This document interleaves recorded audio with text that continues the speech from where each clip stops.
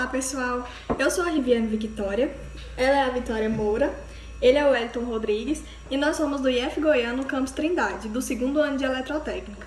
Hoje nós iremos realizar um experimento sobre propriedades coligativas e o Wellington vai falar o objetivo do nosso trabalho. O objetivo desse trabalho é observarmos se o experimento se caracteriza-se como uma propriedade coligativa, utilizando a relação entre teoria e prática como um método facilitador de aprendizagem. Agora eu vou apresentar os materiais utilizados nesse experimento. A gente vai utilizar o quê? Uma panela desse tamanho, né? E um frasco de vidro com tampa. E o tamanho do frasco é você que decide, né, gente? Esse aqui.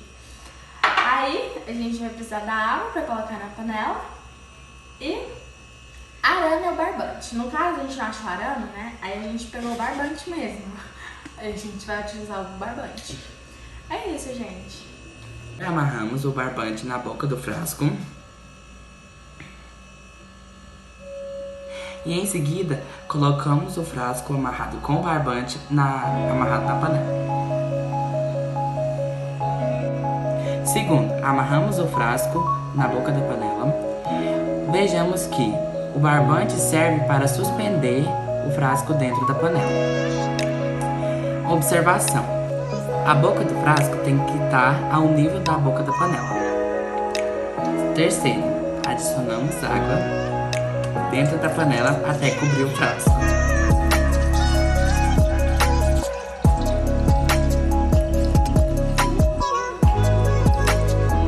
Quarto, colocamos a água dentro do frasco ao nível da água da panela.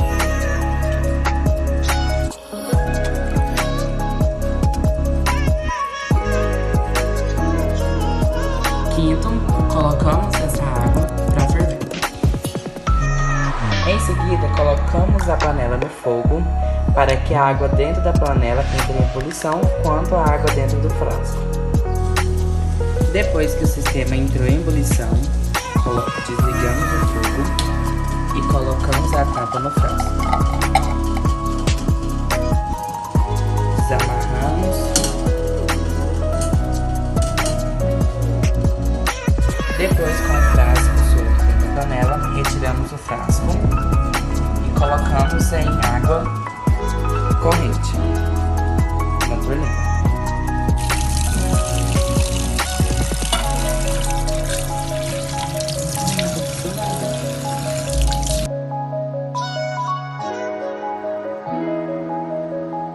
Por que se acrescenta sal ao gelo para gelar a cerveja em lata? Porque em contato com a água, o sal tende a dissolver, mesmo se a água estiver em sua forma sólida, e essa dissolução é um processo endotérmico, ou seja, exige uma quantidade de energia para se concretizar em contato direto com o gelo. O sal não tem outra opção, puxa calor das pedras, que ficam ainda mais frias. Porque as águas dos oceanos não congelam totalmente, mesmo em locais muito frios, com a temperatura abaixo de 0 graus Celsius.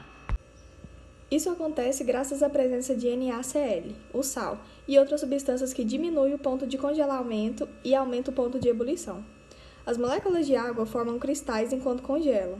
Íons de Na+, e Cl- do sal ficam no caminho das moléculas de água, dificultando sua reorganização em cristais. Isso significa que a água salgada do oceano continua em estado líquido por mais tempo, quando a temperatura diminui. Para a água salgada congelar, a temperatura precisa ser bem menor que a temperatura de fusão da água pura, que é de 0 graus Celsius. Isso foi descoberto por Fahrenheit, que fez uma escala de temperatura considerando a mais baixa a que encontrou num banho de água, gelo e sal. Ele viu que a temperatura necessária para congelar essa mistura era de menos 32 graus, bem menor que a da água pura. Porque as frutas cristalizadas se conservam por mais tempo. Devido à pressão osmótica exercida pelo açúcar sobre os micro-organismos. A alta concentração de açúcar desidrata os micro-organismos, impedindo-os de se reproduzir. O que aconteceria com o peixe de água salgada se fosse colocado em um aquário de água doce? Os líquidos que circulam no corpo dos peixes de água salgada têm aproximadamente a mesma proporção de sais que a água do mar. Mas se o peixe for colocado em água doce, essa concentração será maior em seu corpo do que no ambiente. Como os corpos tendem a estar sempre em equilíbrio, o peixe acabará absorvendo mais água por osmose e não terá como eliminá-la, por causa de seu rim pouco desenvolvido. Ele inchará, podendo até explodir, o oposto que acontece com um peixe de água doce, colocado no mar. A concentração de sais em seu organismo será bem menor do que a do ambiente, e ele perderá líquido até ficar desidratado.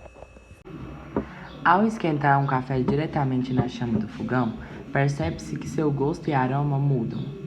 Para evitar tais modificações em estabelecimentos comerciais, o café é constantemente esquentado em banho-maria. Explique esse fato.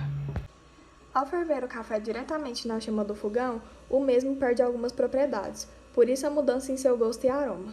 A água do café tem temperatura de início de ebulição superior ao da água, e por esse motivo, só a água ferve aquecendo o café.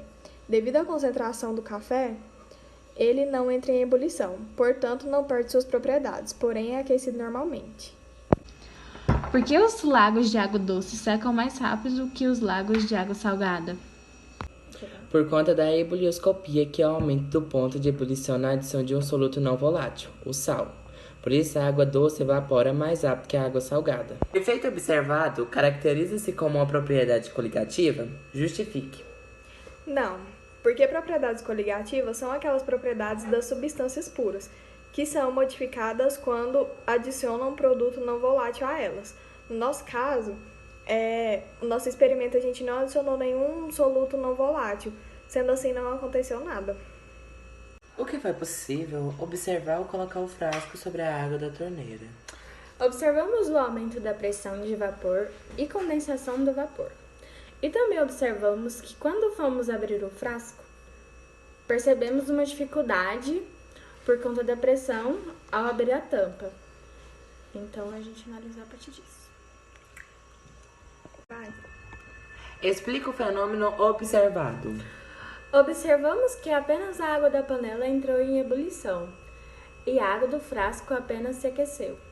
Depois que retiramos o frasco de dentro da panela e colocamos em água corrente, observamos que há um aumento da pressão e condensação do vapor.